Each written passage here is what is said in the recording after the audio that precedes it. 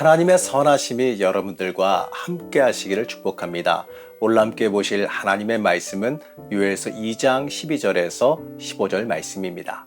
여호와의 말씀에 너희는 이제라도 금식하고 울며 애통하고 마음을 다하여 내게로 돌아오라 하셨나니 너희는 옷을 찢지 말고 마음을 찢고 너희 하나님 여호와께로 돌아올지어다. 그는 은혜로우시며 자비로우시며 노하기를 더디하시며 인애가 크시사 뜻을 돌이켜 재앙을 내리지 아니하시나니 주께서 혹시 마음과 뜻을 돌이키시고 그 뒤에 복을 내리사 너희 하나님 여호와께 소제와 전제를 드리게 하지 아니하실는지 누가 알겠느냐. 너희는 시온에서 나팔을 불어 거룩한 금식일을 정하고 성회를 소집하라. 엔게디 말씀 묵상과 함께 하시는 성도님들을 축복합니다. 우리와 함께 하시는 소망의 하나님을 만나시기를 축복합니다. 요엘서는 당시 이스라엘 사람들이 감당하지 못하는 큰 재난을 배경으로 합니다. 아마도 이 당시 사람들은요, 어찌할 수 없는 이 큰 재난에 어찌할 바를 몰랐을 겁니다. 당장 먹고 살 것이 다 없어졌습니다. 모든 것이 이제 황폐해졌어요. 그리고 이 메뚜기 떼가 지나간 그 흔적으로 인하여서 메뚜기 사체들이 아마 끔찍하게 쌓여 있었을 겁니다. 메뚜기 떼 사체로 인하여서요, 심지어 전염병의 위협까지도 도사리고 있었습니다. 한마디로요, 아수라장의 모습 그 자체예요. 이러한 끔찍한 모습을요, 2장 2절에서는 이렇게 묘사하고 있습니다. 곧 어둡고 캄캄한 날이요, 짙은 구름이 덮인 날이라. 새벽빛이 산 꼭대기에 덮인 것과 같으니 이는 많고 강한 백성이 이르렀음이라. 이와 같은 것이 옛날에도 없었고 이후에도 대대에 없으리로다. 이와 같은 것이 옛날에도 없었고 이후에도 대대에 없으리로다 라고 말씀하고 있어요. 이 말씀으로요, 그 당시의 끔찍한 모습을 표현하고 있습니다. 그리고 마치 엄청난 군대가 쓸고 간 것 같다라고 말하지요. 이 메뚜기 떼가 성읍에 닥쳐왔을 때에 어찌할 방법이 없으니까 속수무책으로 당하는 심정이 아마 이랬을 겁니다. 이 메뚜기 몇 마리 잡는다고 해서 해결될 일도 아니고 사람이 감당할 수 있는 숫자도 아닙니다. 그저 최대한 식량을 가려놓고 메뚜기 떼가 지나가기만을 기다리는 것밖에 방법이 없어요. 근데 특이한 점은요, 2장 전반부에 걸쳐서 이 메뚜기 떼가 쓸고 지나가는 장면을 굉장히 섬세하게 묘사하고 있다는 점입니다. 우리가 이 고난을 만나면요, 고난과 어려움을 만나면 이 감당할 수 없는 이 어려움을 만나면요, 그 고난 앞에 다른 것이 아무것도 보이지가 않아요. 그래서 자신의 힘들고 괴로운 것만 바라보게 됩니다. 하지만 이 고난의 순간에 우리의 이 고난을 좀 자세히 살펴볼 필요가 있습니다. 그래야 무엇 때문에 내가 고난을 당하는지 그 원인을 조금이라도 확실히 알 수 있기 때문에 그렇습니다.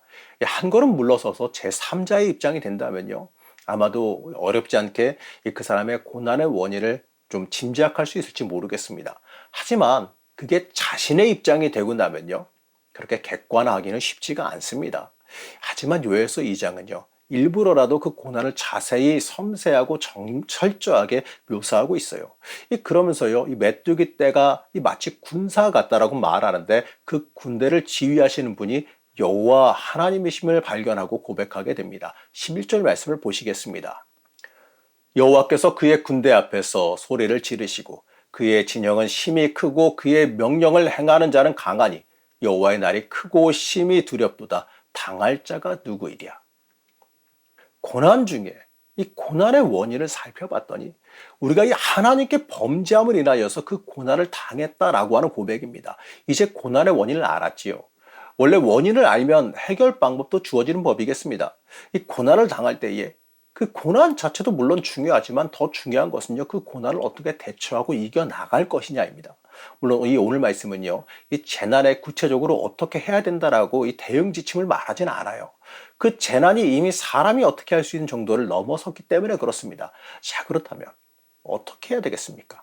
하나님께서 일으키시는 그 엄청난 재난 앞에 사람들이 뭘 할 수 있을까요? 여기서 요엘은요, 아주 큰 깨달음을 우리에게 전해줍니다. 바로 이 시기가, 지금이야말로 하나님께 회개할 시간이다라는 것을 깨달았다는 겁니다. 맞습니다. 우리가 이 고난의 원인이 나에게 있음을, 내가 하나님께 범죄하였기 때문임을 알았다면 우리는 철저히 하나님 앞에 엎드려 회개해야 됩니다. 그게 내가 살 길이고 문제가 해결되어지는 방법이기 때문에 그렇습니다. 이 요엘 선지자는 이 모든 백성에게 훌륭한 해결 방법을 제시합니다. 12절에서 13절 말씀을 보시겠습니다. 여호와의 말씀에 너희는 이제라도 금식하고 울며 애통하고 마음을 다하여 내게로 돌아오라 하셨나니 너희는 옷을 찢지 말고 마음을 찢고 너희 하나님 여호와께로 돌아올지어다. 그는 은혜로우시며 자비로우시며 노하기를 더디하시며 인애가 크시사 뜻을 돌이켜 재앙을 내리지 아니하시나니. 맞습니다. 하나님께 돌아가는 게 최고의 방법입니다. 우리는 이 이스라엘 역사를 통하여서요, 이 예언자들의 예언을 통해서 우리는 이 회개의 역사가 어떻게 진행되는지를 잘 알고 있습니다. 이스라엘은 이 하나님 앞에 범죄함을 인하여서요, 심판을 받게 되어지고 다시 하나님 앞에 회개함으로 문제가 해결되어지는 그 구원을 받았습니다. 맞습니다. 그러기 때문에 이스라엘이 감당할 수 없는 고난을 맞이했을 때에 그들은 하나님 앞으로 다시 돌아가야 됩니다. 있어야 할 자리로 돌아가야 하는 겁니다. 그리고 하나님께 내가 범죄했음을 철저히 고백하고 회개해야 됩니다. 하나님께 다시 돌아가면, 우리가 이 하나님께 다시 돌아가면 이 자비하시고 은혜로우신 하나님은요, 우리를 용서하시고 다시 회복시켜 주시기 때문에 그렇습니다. 우리는 이러한 믿음이 있어야지요. 이 징계의 하나님은 회복의 하나님이시며 용서의 하나님이시기 때문에 그렇습니다. 그리고 우리는요, 이 요엘 선지자가 외치는 솔직한 회개의 선포를 본받을 줄 알아야 됩니다. 우리는 하나님 앞에 내가 범죄하였음을 솔직히 고백해야 됩니다. 하나님 앞에서, 여러분, 하나님 앞에서 자존심 세워봤자 우리 손해 아니겠습니까? 하나님 앞에 내가 죄인임을 솔직히 고백할 때에 회개가 시작되어지고 회복도 시작되어짐을 잊지 말아야 됩니다. 그리고 이 요엘 선지자는 회개의 성회를 열게 되는데 그 누구도 예외가 없다라고 선포하지요. 16절 말씀을 보시겠습니다. 백성을 모아 그 모임을 거룩하게 하고 장로들을 모으며 어린이와 젖 먹는 자를 모으며 신랑을 그 방에서 나오게 하며 신부도 그 신방에서 나오게 하고. 요엘은 회개의 성회를 선포했는데 그 성회에는 참여의 예외가 없다는 것을 말합니다.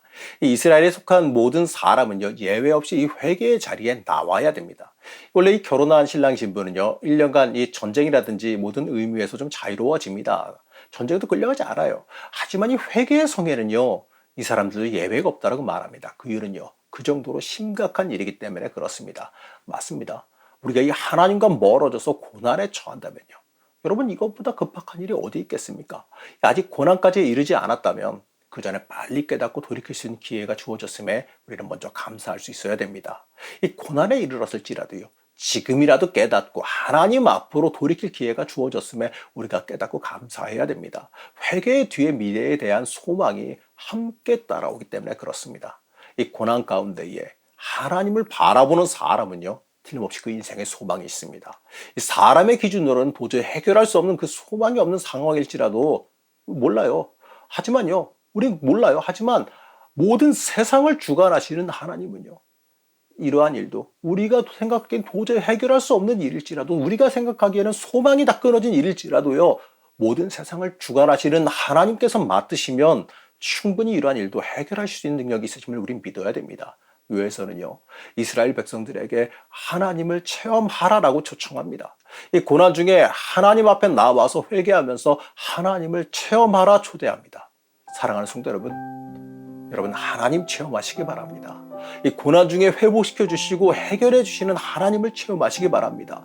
이 고난만 바라보면요, 이 잔혹한 하나님, 무서운 하나님만 보게 되겠지요. 하지만 우리가 하나님을 직접 만나고 체험하게 되면 고난의 하나님이 아니라 살리시며 회복하시는 하나님, 용서하시는 하나님을 만나게 됩니다. 여러분, 고난 가운데에 하나님 앞으로 나오시기 바랍니다. 하나님은 우리를 소망의 하나님, 회복의 하나님, 축복의 하나님으로 우리를 만나 주실 겁니다. 여러분, 그 하나님 만나길 바라시며 기도하며 하나님 앞에 철저히 엎드리는 주의 자녀가 되기를 시간 간절히 축복합니다. 소망의 하나님, 고난 중에 회개의 영을 부어주시어서 하나님을 체험하는 은혜를 우리에게 허락하여 주시옵소서. 우리의 소망이 하나님께 있음을 잊지 않게 하여 주옵시고 하나님 바라보면서 이겨나갈 수 있게 우리를 붙잡고 도와주시옵소서. 하나님을 체험하며 만나는 은혜가 있기를 소망하며 거룩하신 예수님의 이름으로 간절히 기도드렸습니다. 아멘.